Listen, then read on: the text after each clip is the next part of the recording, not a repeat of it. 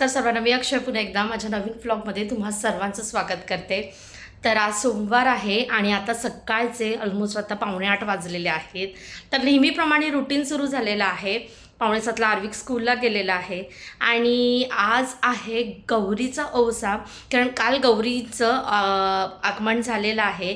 तर तुम्हाला माहितीच आहे दरवर्षी मी गौरीचा औसा करत असते, तर माझी ना सर्व त्याचीच तयारी चालू आहे। आज उपवास आहे त्यामुळे आणि आजच्या दिवशी खास मी बनवते ते म्हणजे काकडी गुळाचे वडे आणि वाटाण्याची भाजी। तर याआधीसुद्धा मी ब्लॉगमध्ये ते दाखवलेलं आहे। तर गौरीसाठी औशामध्ये सुद्धा वडे करायचे असतात, तर ते सुद्धा करणार आहे। शिवाय औशासाठी ना जे पण सामान लागतंय ते सर्व मी काढून ठेवलेलं आहे। आणि मंदार आज ऑफिसला हाफ डेने जाणार आहे, कारण मी रिक्वेस्ट केली की थांबा घरी हाफ डेने जा, कारण काय होतं माहिती आहे दरवर्षी तो औसा संध्याकाळपर्यंत ठेवावं लागतं, थोडंसं सुकतं पान वगैरे। त्यामुळे म्हटलं की थांबा दुपारी जा तुम्ही ऑफिसला जेवून वगैरे, आणि माझं वाणसुद्धा देऊन होईल। तर हे सर्व करून मला छान तयारसुद्धा व्हायचं आहे। तिथे मी आता सर्व तयारी केलेली आहे, रात्रीच बऱ्यापैकी तयारी करून ठेवलेली आहे। लागणारं ताट, ताटावरचं रुमाल, इथे फुलं, काही भाज्या वगैरे। तर भारतात त्यांना खूप मोठ्या प्रमाणात करतो, 5 प्रकारच्या भाज्या, 5 प्रकारची फळं। तर इथे मी काही एवढं करत नाही, म्हणजे मिळून भाज्या आणि फळं 5 प्रकार ठेवणार आहे यावर्षी। गेल्या वर्षीसुद्धा मी अख्खी ठेवली होती, पण यावेळी मी आहे ना पीसेस करूनच ठेवणार आहे। आणि कारण आहे ना ते सर्व आहे ना खाल्लं जात नाही, तसंच राहतं। आणि कुठे जाणार आहे आम्ही औसा करायला, तर इथूनच जवळ एक गेल्या वर्षी जिथे गेलो होतो तर जवळच बिल्डिंगमध्ये मैत्रीण राहते, तिच्याकडे जाणार आहोत। आणि आता ना दाराला लावण्यासाठी आंब्याची पानं आणि असं एक झेंडूचं फूल लावलं आहे, कारण आता तोरण बनवायला वेळ नाही आहे। आणि आर्टिफिशियल तोरण तर आहेच दाराला झेंडू आणि पानांचं, त्याच्यामुळे ना म्हटलं की आता असंच करायचं। आणि यावेळी भारतातून येताना आहे ना मी आंब्याची टहाळं 2 आणली होती, तर चतुर्थीच्या दिवशी 1 लावलं आणि आत्ता 1 लावणार आहेत। मग आता मंदार थोड्या वेळाने त्यांचं आवरलं की मी लावतीलच। आणि यावेळी खायची पानंसुद्धा भारतातून आणली होती, तर मी आले 20 तारखेला, तर बऱ्यापैकी छान राहिलेली आहेत। थोडंसं इथे एकदम हे झालं आहे, पण दॅट इज ओके, बाकी पानं अगदी व्यवस्थित आहेत। आणि आता मी आहे ना दिवा लावलेला आहे, पण अजून मला पूजा करून घ्यायची आहे, त्यानंतर मी सर्व स्वयंपाक करून घेणार।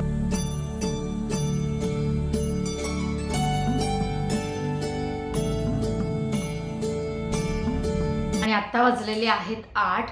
आता मी आहे ना पूर्ण स्वयंपाक म्हणजे जो पण आजच्या दिवसाचा खास नैवेद्याचा असतो, वाटाण्याची भाजी आणि वडे वगैरे, ते सर्व मी करून घेते।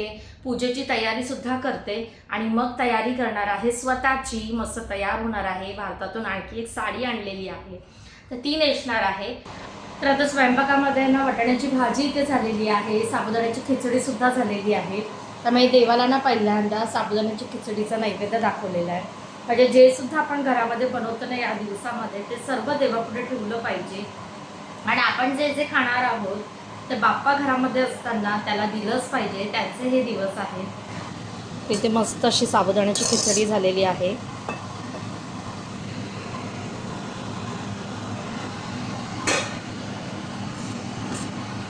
इथे वाटाण्याची भाजी झालेली आहे, वड्यासोबत खायची असते त्याच्यामुळे ती घट्टसरच हवी ग्रेव्ही। इथे चहा उकळत ठेवलेला आहे आमच्यासाठी, आणि इथे भाताचं कुकर लावलेलं आहे।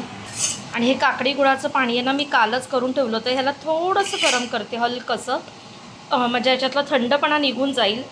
एक साधारणतः 4 काकड्या घेतल्या होत्या आणि गूळ त्याप्रमाणे अंदाजे, आणि जे जे आपण सर्व टाकतो त्याच्यामध्ये वेलची पावडर वगैरे ते सर्व टाकून आहे ना कालच आहे ना मी उकळवून ठेवलं, जेणेकरून आज घाई होणार नाही। आता मी त्याच्यामध्ये जेवढं पीठ म्हणजे सामावेल ना, म्हणजे पीठ ॲड करत करत जेवढं लागेल तेवढं मी पीठ मळून घेणार।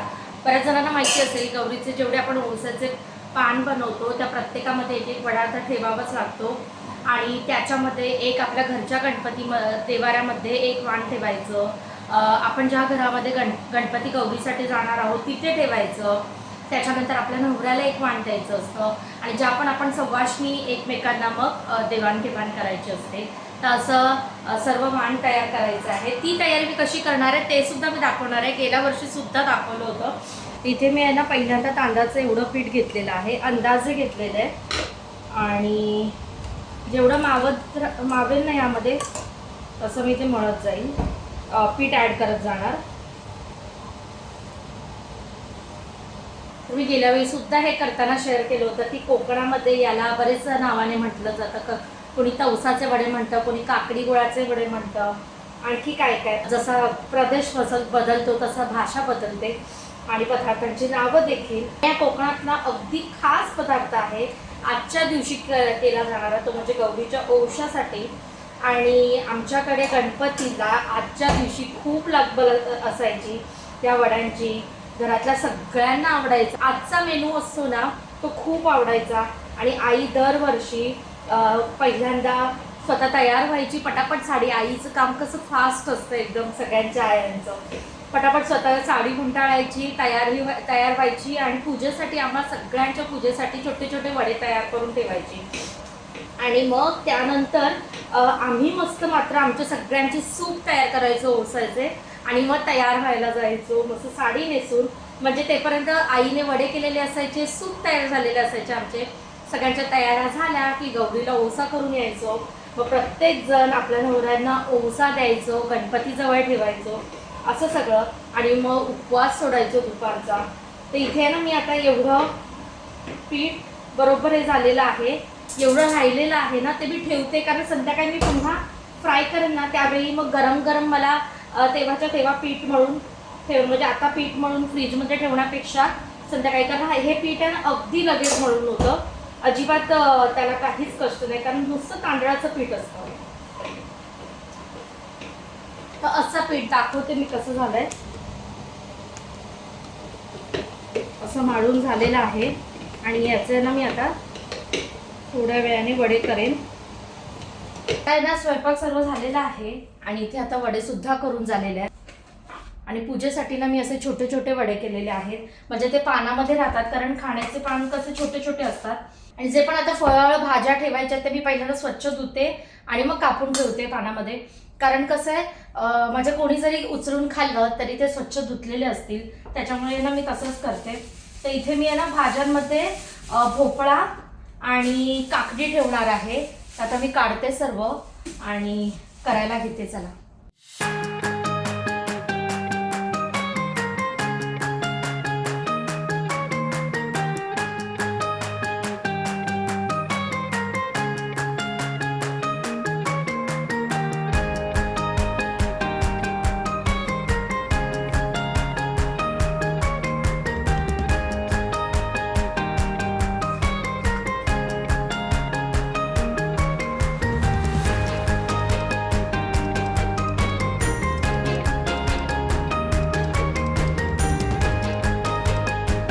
प्रत्येक पानावरती सर्व भाज्या फळं ठेवलेली आहेत. फुलटच्या पाकळ्या ठेवल्यात. पानं छोटी छोटी आहेत त्याच्यामुळे छोटे छोटेच पीसेस केले. कधी काही वर्षी मी अख्खं फळ ठेवलेलं आहे. असं सुद्धा पूजेसाठी फुलं घेतलेत, अगरबत्ती आणि एक नारळ घेतलेला आहे. आणि बाकी ना दिवा वगैरे सर्व तिकडे असणारच ओवाळायला, त्याच्यामुळे मी आता ते काय घेत नाही. हळदी कुंकवाचं करंड वगैरे सगळंच. त्याच्यामुळे हे एवढं आता मी झाकून ठेवते आणि आता मी तयार होते मस्त. आणि मग तयार झाल्यावरती दाखवते तुम्हाला कशी तयार झाली आहे ते. तर मग चला. अशी रेडी झालेली मी आहे. भारतातल्या माझ्या एका साडीमधली एक साडी आणलेली आहे आणि नेहमीच्या मंगळसूत्रासोबत एक असं चेन नेकलेस घातलेला आहे. बँगल्स ज्या गोल्डच्या आहेत त्याच्यासोबत या नवीन बँगल्स घातलेल्या आहेत आणि छल्लासुद्धा लावलेला आहे आणि नथसुद्धा यावेळी नवीन आणलेली आहे. आणि अशी रेडी झालेली आहे. आणि दुसऱ्या एका नेकलेसवरचे इयरिंगसुद्धा घातलेले आहेत. मदाने आठवण करून दिले. तर अशी कशी दिसते सांगा. मस्त. तुमची फटाफट रेडी झाली. फटाफट उशीर लागला. तर आता ताट सुद्धा रेडी आहे आणि यावरती भारतातूनच मी ताटावरचं रुमाल सुद्धा घेऊन आले होते. तर आता असं करून रेडी होते आणि निघते. मग पुढचं दाखवते तुम्हाला. चला.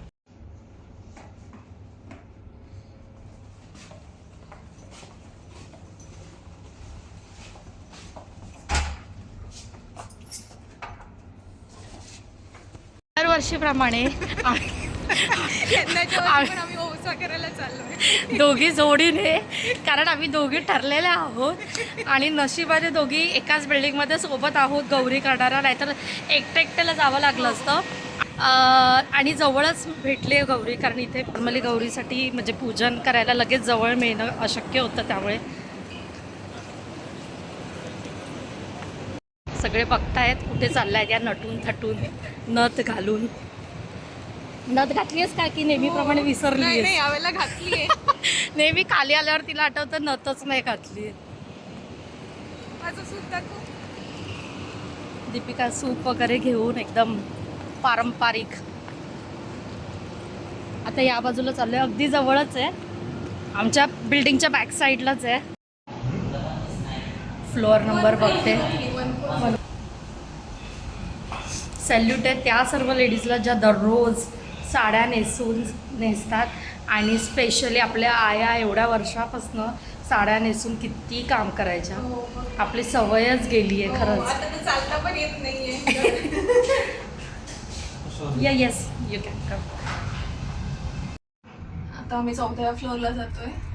14th फ्लोअरला राहते.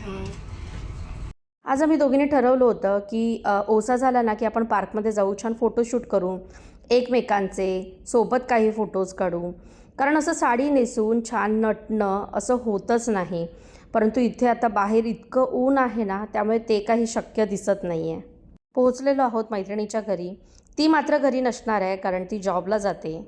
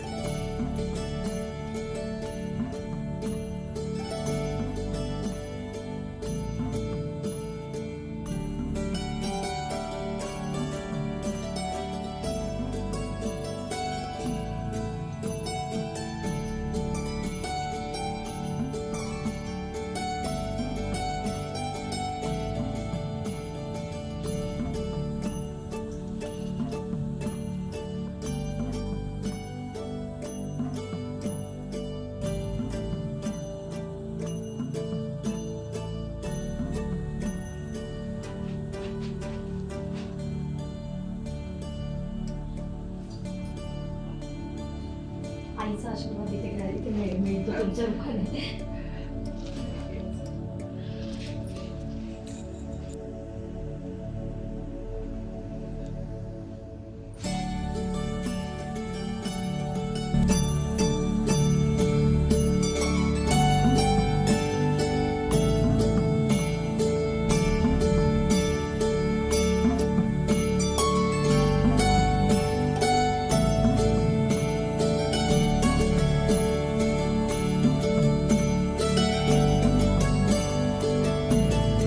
दरवर्षीप्रमाणे इथे आमच्या मैत्रिणीच्या घरी आम्ही आलेलो आहोत ओशासाठी, गौरीचा ओसा. आणि आम्हाला खूप नशिबाने जवळच दर्शन मिळतं आणि दरवर्षी आई असतात. सर्व इतकं छान. हां, आणि या माझ्या मैत्रिणीच्या सासूबाई आहेत सोनालीच्या. त्या अगदी दरवर्षी आल्यावरती आम्हाला सगळं इथे खूप छान पूजा करता येते. नवरात्रीला पण असते ना देवी, आणि ऑफकोर्स गणपतीला गौरीसुद्धा असते. आणि इतकंच मी तर तुम्हाला व्हिडिओमध्ये दाखवलंच किती छान सगळं सजवलेलं आहे, व्यवस्थित अगदी शांतपणे पूजा करता येते. आणि आत्ता थोड्या वेळापूर्वी सर्व सिनियर सिटीजनचा ग्रुप येऊन गेला. आरती गाणी खूप म्हणत होते सर्व. तर त्याच म्हणाल्या तुम्ही ते मिस केलं. ते असतं तर मी आलं असतं, तर पाहायला मिळालं असतं, अजून मला दाखवायला मिळालं असतं. तर इथे सुद्धा ना लोक तितक्याच आवडीने सर्व करतात. म्हणजे इथे मला असं वाटतं आपल्या सणांचा जास्त आनंद इथेच आपण घेतो. कारण भारतामध्ये आपल्याला नॉर्मली लगेच सहज सगळं मिळतं, पण इथे मिळालं आणखी चांगलं वाटतं असं. तर आता मी घरी आलेले आहे आणि पूजा खरंच खूप छान शांततेत करायला मिळाली. आता घरी आले, दुपारचा आता 1 वाजायला आलेला आहे. तर मंदारसुद्धा ऑफिसला जायचं आहे, ते आर्विकला घेण्यासाठी खाली गेलेले आहेत. तर आता मी यांना घरातल्या गणपती पुढे ओसा ठेवते, त्यानंतर मग मंदारला देणार आणि आर्विकलासुद्धा एक देणार आहे. म्हणूनच मी जास्त बनवली पानं, कारण कसं त्याच्या यायची वेळ होईल आणि त्याला खूप आवडतं जेव्हा मंदारला मी काही देते आणि त्यालासुद्धा देते, ओवाळते वगैरे. आणि त्याच निमित्ताने त्यातले फ्रूट्स उचलून तो खाईल. ऑफकोर्स तो रोज खातोच. तर आता थोड्याच वेळात येईल. त्याची बससुद्धा इथे सिग्नललाच आहे समोर, जी येल्लो कलरची बस दिसते ना आरविका तर उतरतोय ना बसमधून दाखवते.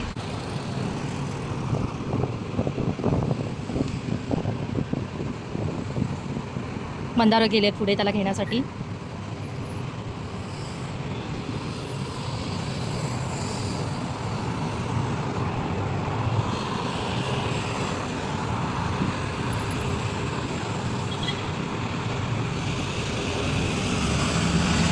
आणि मला पाहून त्याचे प्रश्न सुरू झाले. मम्मा तू हे काय करतेस, तू कुठे गेली होतीस ते पहिला सांग.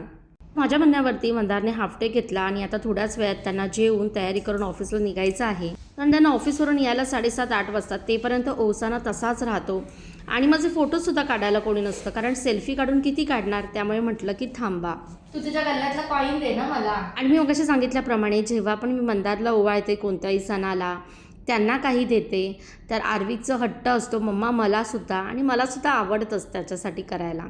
तर आजच्या व्लॉगमध्ये इथे मी कसा गौरी गणपती ओसा करते ते तुमच्यासोबत शेअर केलं.